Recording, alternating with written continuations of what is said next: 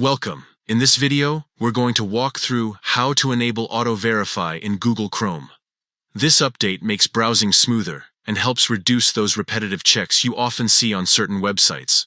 If you've ever been frustrated by having to prove you're not a robot again and again, turning on auto-verify is going to save you time and effort. Let's get started step by step. First, open up Google Chrome on your device. In the top right corner, you'll see 3 vertical dots.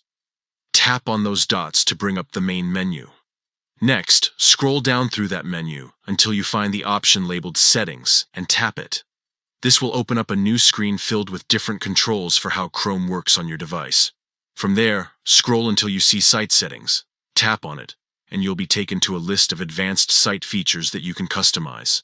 These settings let you control things like permissions, content, and privacy tools. Now, within Site Settings, look for the option called Auto Verify. Once you see it, give it a tap.